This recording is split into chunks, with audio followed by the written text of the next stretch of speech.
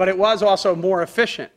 They could do things better. I remember actually a claim that had the Soviets' technology about brain surgery. It was on 60 Minutes, and they had some Soviet doctor with like 8 heads, and he was like going, like this, like, going back and forth, and it was all about how they will stomp us. And if you go back further and you read up, go to all of you young'uns, you like are all in the Wikipedia generation, so you can find this out. Look it up. When Khrushchev took his shoe off and hit the podium and he said, "We will bury you," he did not mean militarily.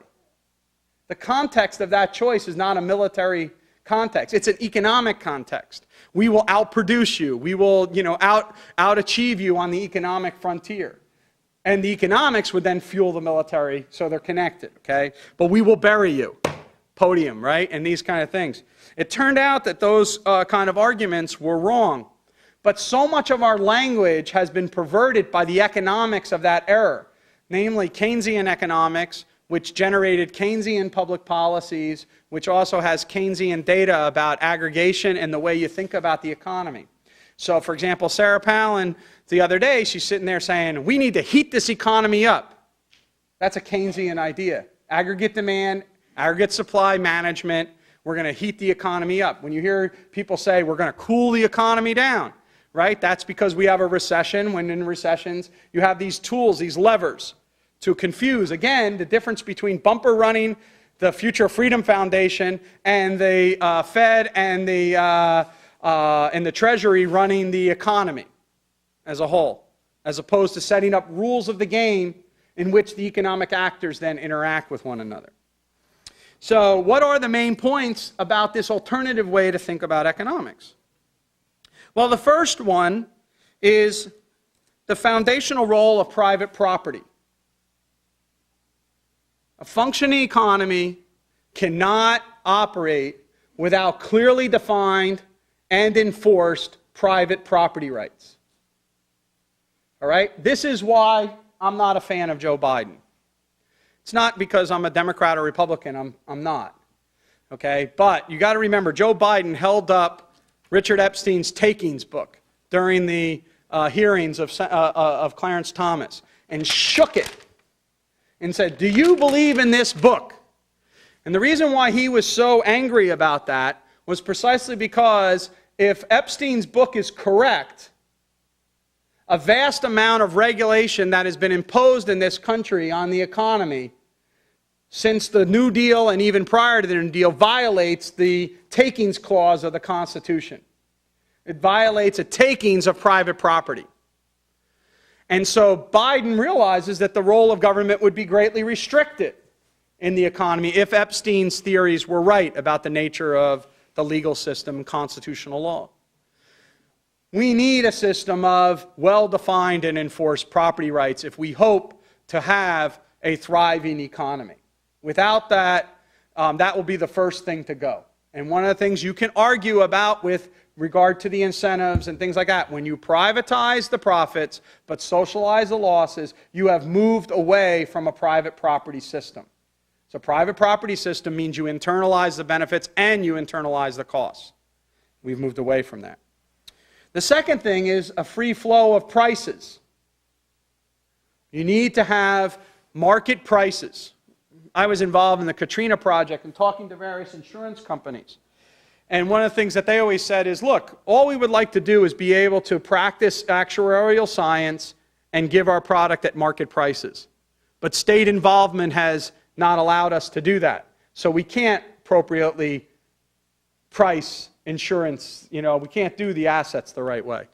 And I think a similar kind of thing is going on in the financial service sector. All right, if we do not allow the prices to fluctuate accurately, when during the campaign on the presidential nominee address, when he got his nomination, Obama said, and go back and check this, he said one of the things he wanted to do is make sure that he maintained the value of your home, right? That your asset values would stay the same. That can't be promised by anyone.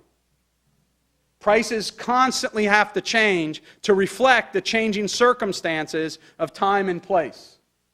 This is the only way in which we are going to get the information about how we reallocate scarce resources among the various alternative uses that they have in a society.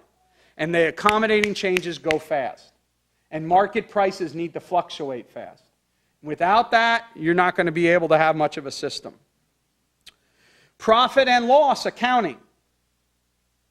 Okay? Put these three things together: property, prices, and profit and loss. For the students in the room, you just had 3 P's. Okay? So now I got to give you the other side of it so you can remember. So 3 P's give us 3 I's. Those 3 I's are going to be incentives, information, and innovation. Right? Without the 3 P's, you can't get the 3 I's. Without the 3 I's, your economy is one of those like low-level countries that I was talking about to start with. Okay? So that is the core message of the Austrian teachings in economics. So we need to have a functioning property system and a rule of law that embeds that. We need to have a free pricing system, all right, that can guide entrepreneurs. And we need to have accurate profit and loss accounting, which, by the way, think about that for a second, because that also embeds what it means to have a right monetary system. Because otherwise, if you have inflation or wild inflations or deflations, what does that do to your profit and loss calculus? Screws it up. Okay? So we need to have that. And if you think about it this way, property prices and profit and loss are the thing that discipline us from making wildly bad choices. One of the problems with the current discourse is the belief somehow that if you believe in the free market, you should never have an error. That's not true. Enron going out of business was the free market working, not failing. Because an extremely politically connected firm was nevertheless forced out of business. The problem in Europe is that the Enrons don't go out of business. Okay? That's the problem. All right? AIG going out of business, Lehman Brothers going out of business, is the market economy working, not failing.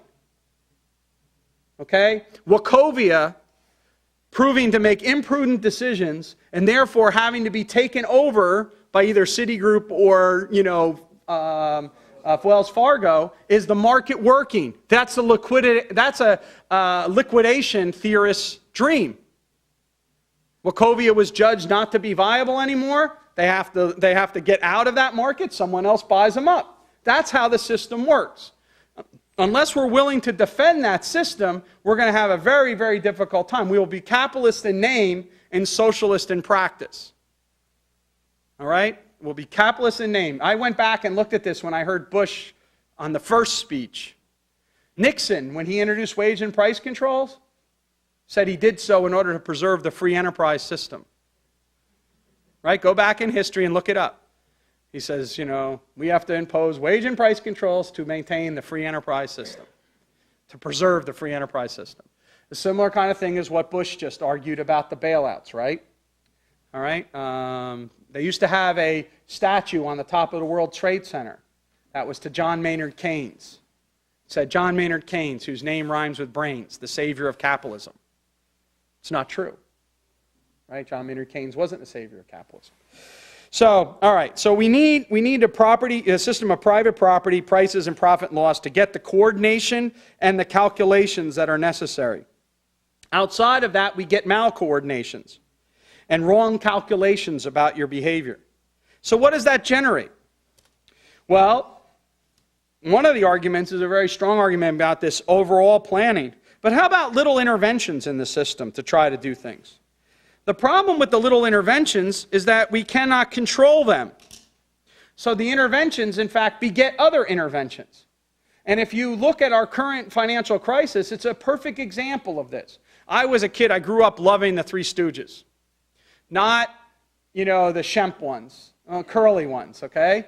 But if you remember the Three Stooges, and if any of you have seen the Three Stooges on, the TV shows now, they always are doing, silly things which get them in all kinds of trouble. But there's a classic one in which Curly, they pretend to be plumbers. They pretend that they're going to be plumbers, and they go to a house, and Curly starts trying to fix a leaky pipe. and he puts a pipe here, and then it squirts out over there, and then he goes and does another one here, and it squirts out over there. He's in the shower is where he's doing it.